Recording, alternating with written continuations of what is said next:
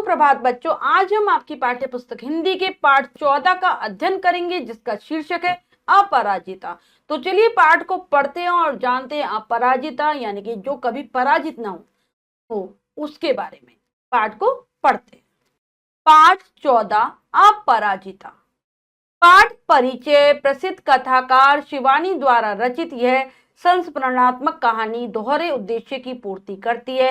एक और तो यह महिला सशक्तिकरण की दिशा में सार्थक कदम है, तो दूसरी ओर विकलांगों दिव्यांगों में आत्मविश्वास संचारित करती है।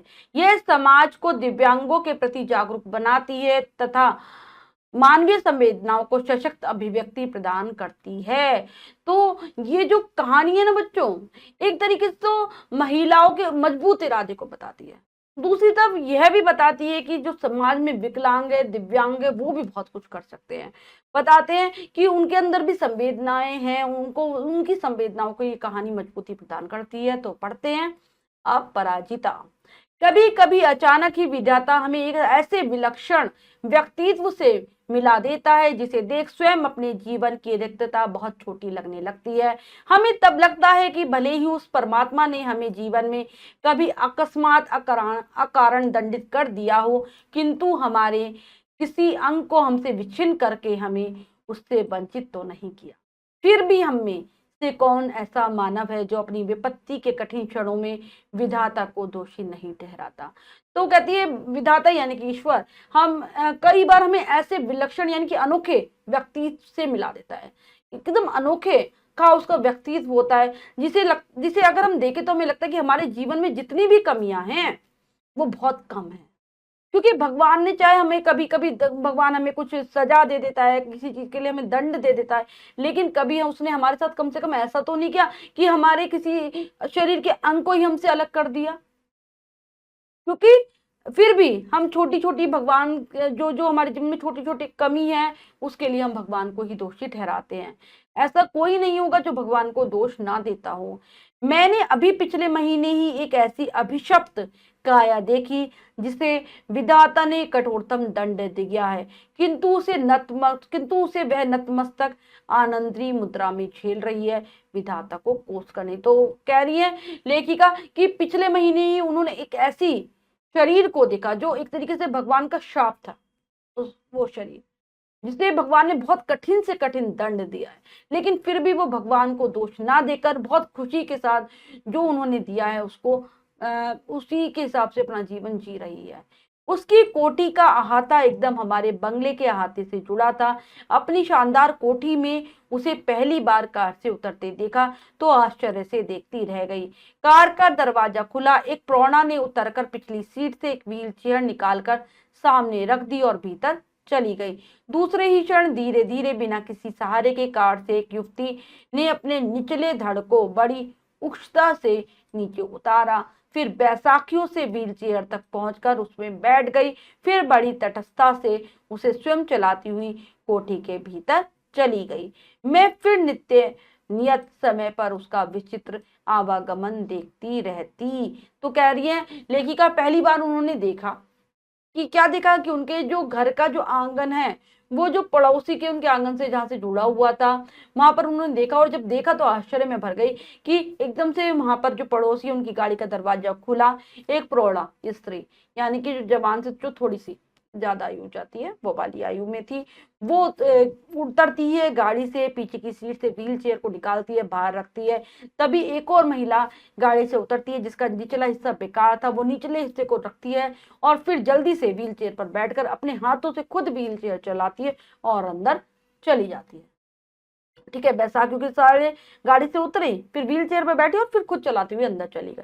फिर रोजाना ही लेखिका का एक क्रम हो गया था कि वो रोजाना उसको देखा करती थी आते जाते हुए। धीरे धीरे मेरा उससे परिचय हुआ। कहानी सुनी तो दंग रह गई। नियति के कठोर आघात को अति धैर्य एवं साहस से झेलती वे बित्ते भर की लड़की मुझे किसी देवांगना से कमने लगी। क्या कह रही है, धीरे धीरे लेखिका की उससे आपस में बातचीत हुई, एक दूसरे के बारे में जाना, और जब उसकी कहानी सुनती है लेखिका तो हैरानी में पड़ जाती है कि नियति यानी कि जो किस्मत है उसने उसके साथ कितना गलत किया है, नियति के जो कठोर आघात है, चोटें हैं, उसको वो बहुत साहस के साथ, हिम्मत के साथ, धीरज के साथ झेल रही है। वह छोटी सी लड़की, विद्या की नहीं, छोटी सी लड़की, किसी अप्सरा से कम नहीं लगती है। लेखिका को देवांगना में इनकी अप्सरा से कम नहीं लगती।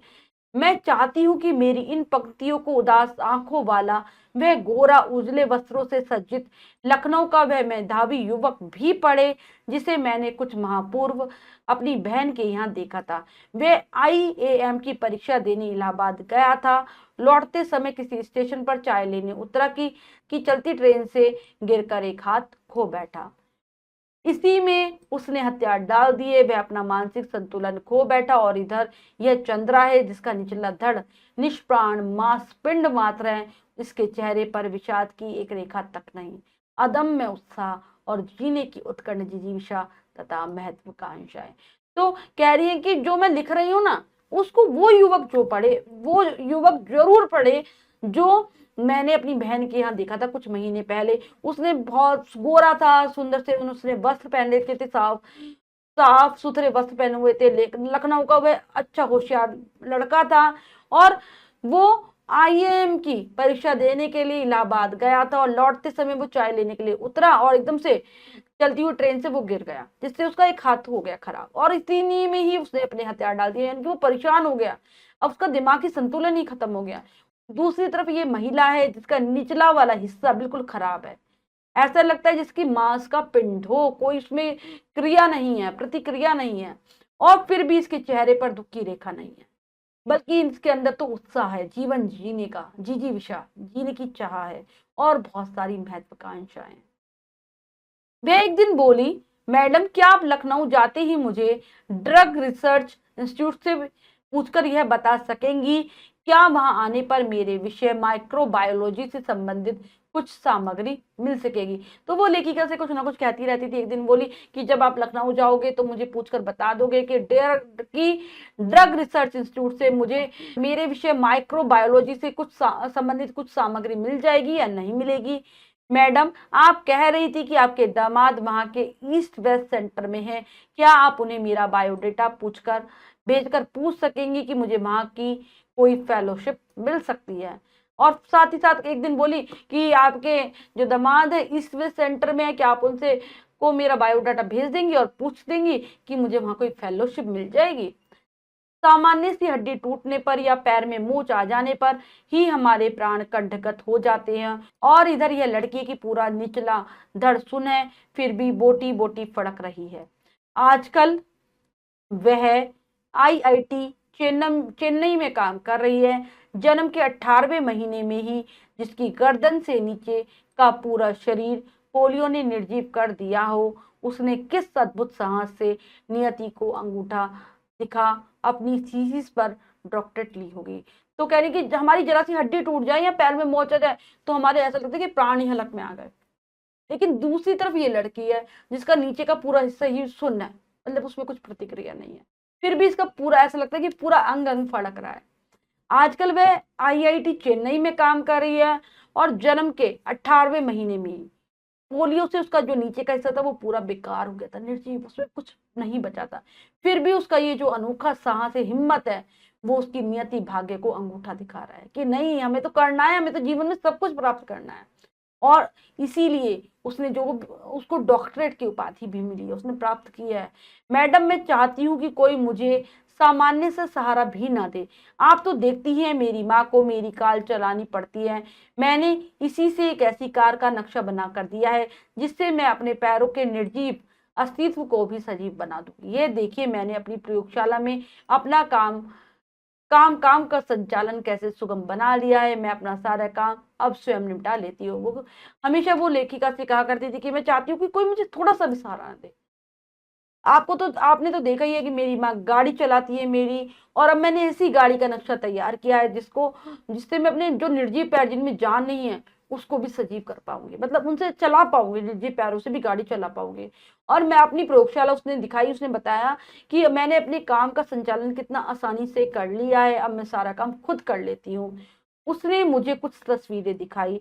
डॉक्टर चंद्रा प्रोफेसर के शब्दों में, हमने आज तक 2 व्यक्तियों द्वारा सम्मिलित रूप से नोबेल पुरस्कार पाने के विषय में सुना था, किंतु आज हम शायद पहली बार पीएचडी विषय में कह सकते हैं। देखा जाए तो ये डॉक्टरेट भी संयुक्त रूप से मिलनी चाहिए डॉक्टर चंद्रा और उनकी अद्भुत साहसी जनी श्रीमती टी सुब्रमण्यम को।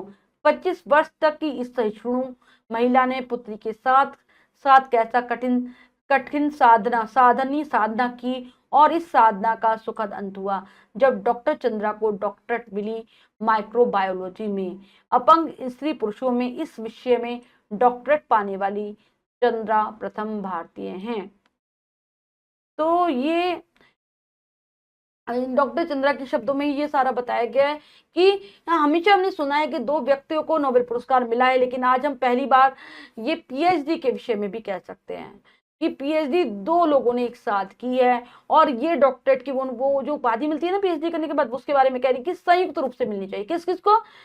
डॉक्टर चंद्रा को और उनकी माँ को, जो कि एकदम उसमें जिसके अंदर अनोखी हिम्मत साहस है।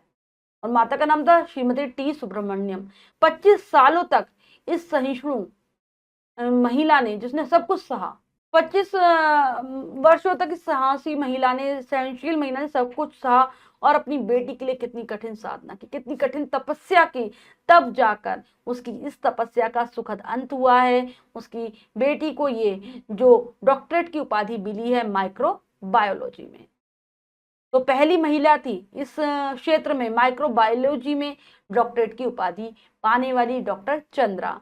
श्रीमती सुब्रमण्यम मुझे बताने लगी, मेरे घर में तब इसका भाई आ गया था। इसके भयानक अभिशाप के बावजूद मैंने कभी विधाता से ये नहीं कहा, हे प्रभु इसे उठा लो। तो एक दिन उनकी माता ने भी लेखिका को बताया कि जब मेरे घर में इसका भाई आ गया और इसको इतना बुरा अभिशाप मिला था, पोलियो हो गया था तब भी, लेकिन मैंने भगवान से कभी ये नहीं कहा कि इसको उठा लो, मुझे ये नहीं चाहिए। मैं निरंतर इसके जीवन की भीख ही मांगती रही। यह केवल सिर हिलाकर इधर उधर देख भर सकती थी, न हाथों में गति थी न पैरों में। फिर भी मैंने आशा नहीं छोड़ी। एक ऑर्थोपेडिक सर्जन की बड़ी ख्याति सुनी थी, वही ले गई। कहने लगी कि मैं भगवान से इसके जीवन को ही मांगती रही कि इसे सही कर दो, क्योंकि ये केवल सिर हिला सकती थी, पूरा शरीर में तो कोई गति ही नहीं थी, लेकिन मुझे आशा थी। फिर मैं एक ऑर्थोपेडिक सर्जन के बारे में मैंने सुना, मैं उसे वहां लेकर गई। 1 वर्ष तक कष्ट साध्य उपचार चला, बहुत कष्ट सहना पड़ा। एक दिन स्वयं ही इसके ऊपरी धड़ में गति आ गई, हाथ हिलने लगे, नन्ही उंगलियां मुझे बुलाने लगी। निर्जीव धड़ को मैंने सहारा देकर बैठना सिखा दिया और फिर इसका उपचार चला। फिर ऊपर का हिस्सा जो था ना, उसमें गति आने लगी और हाथ भी हिलने लगे, उंगलियां चलने लगी, मुझे बुलाती थी ये और मुझे बहुत अच्छा लगता था। नीचे वाला हिस्सा वो कह रही है वो सहारा देकर बैठा सकती थी, उसको सिखा दिया था उन्होंने। 5 वर्ष की हुई तो मैं ही इसका स्कूल बनी, मतलब खुद पढ़ाया उन्होंने। 5 साल के बाद मेधावी पुत्री की विलक्षण बुद्धि ने फिर मुझे चमत्कृत कर दिया। सरस्वती स्वयं ही जैसे आकर इस जीप पर बैठ गई। बंगलुरु के प्रसिद्ध माउंट कार्मेल स्कूल में उसे प्रवेश दिलाने में मुझे स्कूल के द्वार पर लगभग धरना ही देना पड़ा। मतलब लेकिन इसकी अनोखी बुद्धि थी, मतलब बहुत तेज थी, हमेशा मुझे चमत्कृत कर देती थी, मतलब मुझे आश्चर्य में डाल देती थी, कमाल की बुद्धि थी। ऐसा लगता था कि सरस्वती तो खुद इसकी जीप पर आकर बैठ गई है। बंगलौर का एक प्रसिद्ध स्कूल था माउंट कार्मेल, उसमें इसको जब मैंने इसका एडमिशन कराया तो मुझे स्कूल के द्वार पर धरना देना पड़ा, मतलब अनशन करना पड़ा। मदन ने कहा, हमें आपसे सहानुभूति है, पर आप ही सोचिए आपकी पुत्री की व्हीलचेयर को लेकर कौन पूरे क्लास रूम में घुमाता फिरेगा। उन्होंने कहा, हम आपसे सहानुभूति तो रखते हैं, लेकिन आप सोचिए आपकी पुत्री ऐसी है, हम कौन इसकी व्हीलचेयर को लेकर पूरे स्कूल में घूमेगा। आप चिंता न करें मदर, मैं हमेशा उसके साथ रहूंगी। फिर पूरी कक्षाओं में अपनी अपंग पुत्री की कुर्सी की परिक्रमा मैं स्वयं कराती। प्रत्येक परीक्षा में सर्वोच्च स्थान प्राप्त कर चंद्रा ने स्वर्ण पदक जीते। तो फिर मदर से उन्होंने क्या कहा कि मैं रहूंगी खुद, मैं हर कक्षा में इसको खुद ही लेकर जाऊंगी। और फिर मैंने ऐसा ही किया, हर परीक्षा में इन्हें सबसे ऊंचा स्थान प्राप्त किया और स्वर्ण पदक भी जीते। बीएससी किया प्राणीशास्त्र में, एमएससी में प्रथम स्थान प्राप्त किया। इसी बीच माता पिता ने पेंसिल्वानिया से व्हीलचेयर मंगवा दी, जिसे डॉक्टर चंद्रा स्वयं चलाती हुई पूरी प्रयोगशाला में बड़ी सुगमता से घूम सकती थी। तो बीएससी एमएससी सब कुछ की और फिर ऐसी चेयर मंगवाई इनके मम्मी पापा ने इनके लिए, व्हील चेयर, मंगवाई, जो कि इसमें ये बहुत आराम से उसको चला सकती थी, घूम सकती थी। कहाँ से मंगवाई? पेंसिल्वानिया से। लेदर जैकेट के कठिन जिरह बख्तर में किसी वह हंसमुख लड़की को देख मुझे युद्ध क्षेत्र में डटे राणा सांगा का स्मरण हो आता था। तो कहती है, लेखिका कह रही है कि इतने अच्छे से वो जैकेट वगैरह पहनकर रहती थी, ऐसा लगता था हंसती रहती थी कि जैसे कि युद्ध क्षेत्र में राणा सांगा डटे रहते थे, मुश्किलों का सामना करते थे, शत्रुओं का सामना करते थे। मैडम आप तो लिखती हैं, मेरी ये कविताएं देखिए, कुछ दम है क्या इनमें? एक बार लेखिका से बोलती हैं कि मेरी कविताएं देखिए, आप तो लिखती हैं, आप बताओ कुछ दम है इनमें? जब मैंने कविताएं देखी तो आंख भर आई, जो उदासी उसके चेहरे पर कभी नहीं आ पाई, वहां अनजाने ही उसकी कविताओं में झलक आई थी। फिर उसने अपनी कढ़ाई बुनाई के सुंदर नमूने दिखाए। लड़की के दोनों हाथ जैसे दोनों पैरों का भी काम करते हो, निरंतर मशीनी खटपट में चलते रहते थे। तो कविताओं में वो लेखिका कह रही कि जो उसके चेहरे पर नहीं झलकता था वो कविताओं में दिखा उसका दुख। फिर उसने अपनी मुझे बनाई हुई चीजें दिखाई, कढ़ाई बुनाई की, ऐसा लगता था कि पैरों का काम भी अब हाथ ही कर रहे हैं, सब कुछ लगातार मशीनी खटपट में वो चलते रहते थे।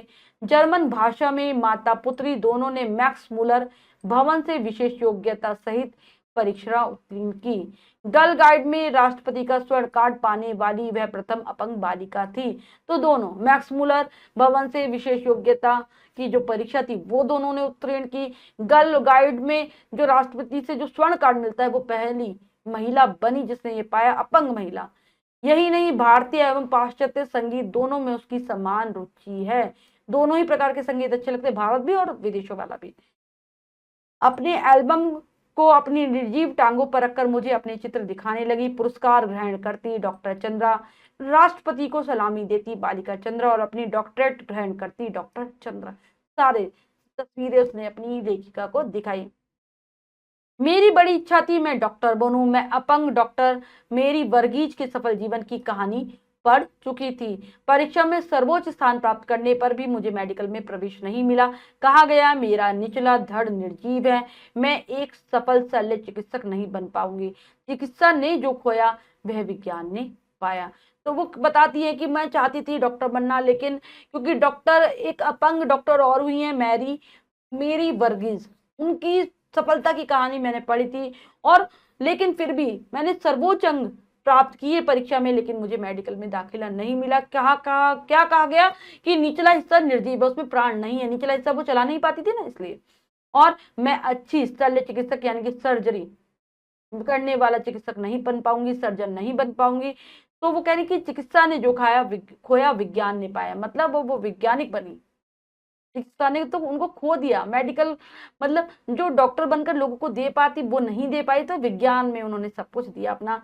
चंद्रा के एल्बम के अंतिम पृष्ठ में है उसकी जननी का बड़ा सा चित्र, जिसमें वे जेसी बंगलुरु के द्वारा प्रदत्त एक विशिष्ट पुरस्कार ग्रहण कर रही हैं, वीर जननी पुरस्कार।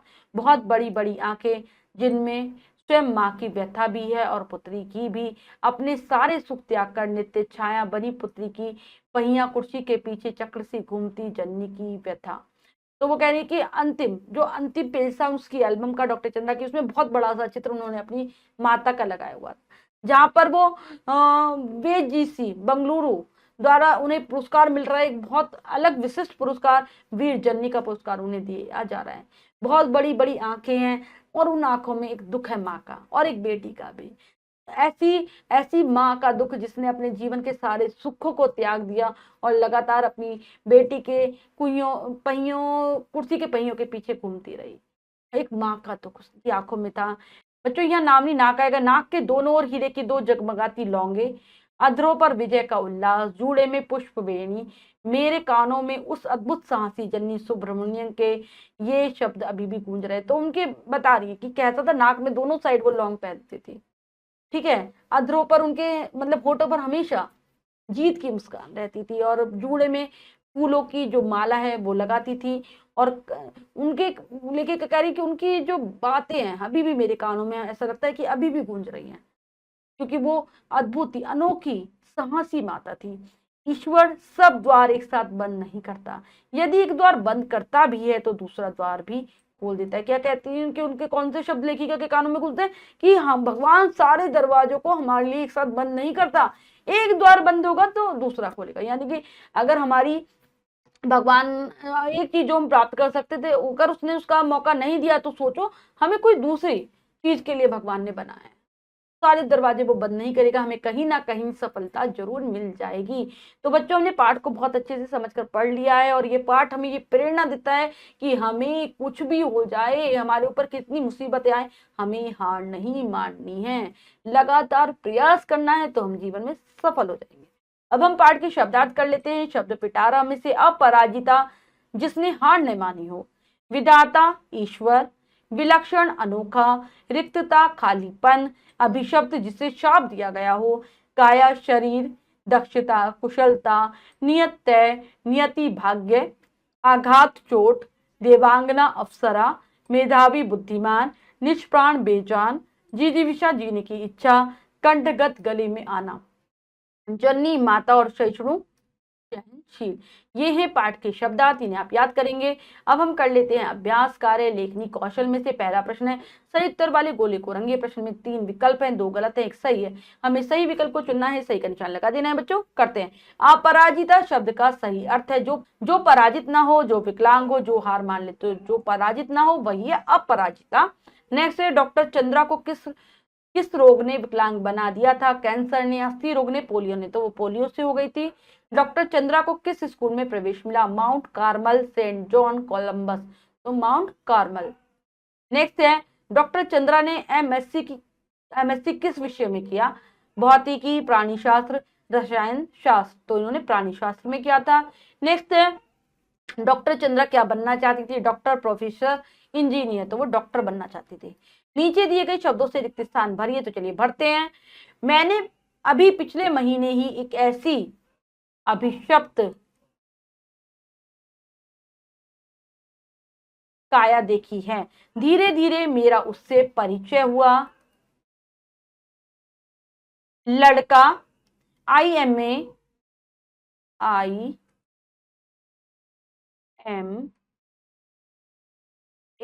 की परीक्षा देने इलाहाबाद गया था। मैं निरंतर इसके जीवन की भीख ही मांगती रही। 1 वर्ष तक कष्ट साध्य उपचार चला। नेक्स्ट सत्य कथन पर सही तथा सत्य कथन पर गलत लगाइए, तो चलिए करते हैं। ईश्वर सब द्वार एक साथ बंद नहीं करता। मैं डॉक्टर वर्गीस के असफल जीवन की कहानी पढ़ चुकी थी। गलत, सफल जीवन की।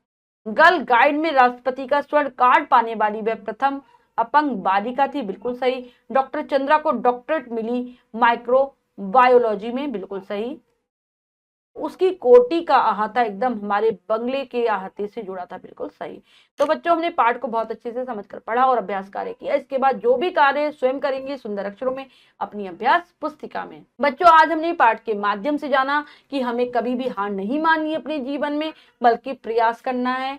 आशा करती हूँ ये पाठ आप बहुत अच्छे से समझ गए होंगे। मिलते हैं अगली कक्षा में नए पाठ के साथ, तब तक के लिए स्वस्थ रहिए, प्रसन्न रहिए। धन्यवाद।